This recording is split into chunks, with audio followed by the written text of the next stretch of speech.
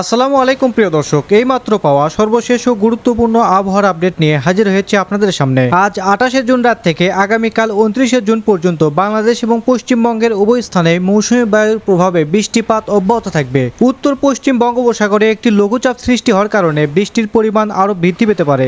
কিছু কিছু স্থানে বজ্রসহ বৃষ্টি এবং দমকা হাওয়া বয়ে যেতে পারে।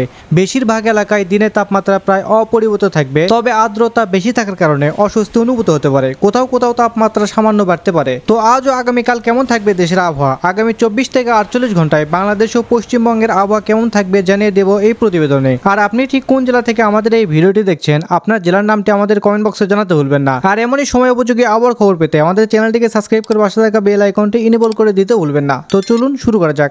আজ 28শে জুন রাত থেকে আগামীকাল 29শে জুন পর্যন্ত বাংলাদেশের আবহাওয়া। বর্তমানে মৌসুমী বায়ুর অক্ষের বর্ধিতাংশ উত্তরপ্রদেশ, বিহার, পশ্চিমবঙ্গ ও বাংলাদেশের মধ্যাঞ্চল হয়ে আসাম পর্যন্ত বিস্তৃত রয়েছে। মৌসুমী বায়ু বাংলাদেশের উপর মোটামুটি সক্রিয় এবং উত্তর বঙ্গোপসাগরে মাঝারি অবস্থায় রয়েছে। বাংলাদেশের জেলাভিত্তিক বৃষ্টির সম্ভাবনা। ভারী বৃষ্টি যেসব অঞ্চলে হবে: খুলনা, বরিশাল, চট্টগ্রাম এবং সিলেট বিভাগের অধিকাংশ জায়গায় মাঝারি থেকে ভারী বর্ষণ হতে পারে।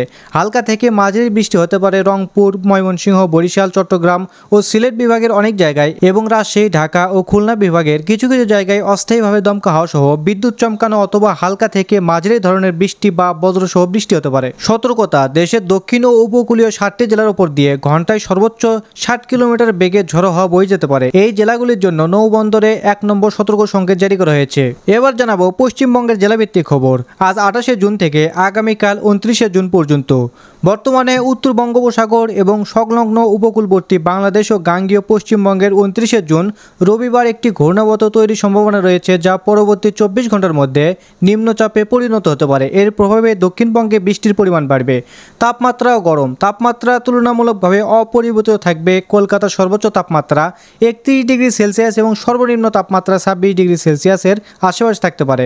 অনুভূত তাপমাত্রা 39 ডিগ্রি সেলসিয়াস পর্যন্ত হবে। বৃষ্টির সম্ভাবনা: যেসব অঞ্চলে ভারী বৃষ্টি হবে: উপকূলীয় এবং পশ্চিমের 6টি জেলায়, উত্তর ও দক্ষিণ 24 পরগনা, পূর্ব ও পশ্চিম মেদিনীপুর, ঝাড়গ্রাম, পুরুলিয়া এবং বাঁকুড়ায় ভারী বর্ষণের সম্ভাবনা রয়েছে।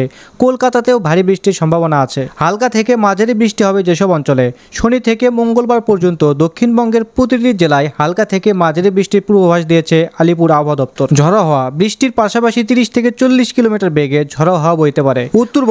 উত্তরবঙ্গের যেসব অঞ্চলে ভারী বৃষ্টির সম্ভাবনা রয়েছে তা হলো দার্জিলিং, জলপাইগুড়ি, কালিম্পং, আলিপুরদুয়ার এবং কোচবিহারে ভারী বৃষ্টি হতে পারে। এর মধ্যে জলপাইগুড়ি ও আলিপুরদুয়ারে অতি ভারী বৃষ্টির কমলা সতর্কতা জারি করা হয়েছে। বিক্ষিপ্ত বজ্রবিদ্যুৎ সহ বৃষ্টি: উত্তর দিনাজপুর, দক্ষিণ দিনাজপুর এবং মালদহে বিক্ষিপ্তভাবে বজ্রবিদ্যুৎ সহ বৃষ্টির সম্ভাবনা রয়েছে। তো এই ছিল আজকের আবহাওয়া। আপনারা কে কোন জেলা থেকে ভিডিওটি দেখছেন, আপনাদের জেলার নামটি অবশ্যই কমেন্ট বক্সে লিখতে ভুলবেন না। তো ধন্যবাদ সবাইকে, ভালো থাকবেন, সুস্থ থাকবেন, আল্লাহ হাফেজ।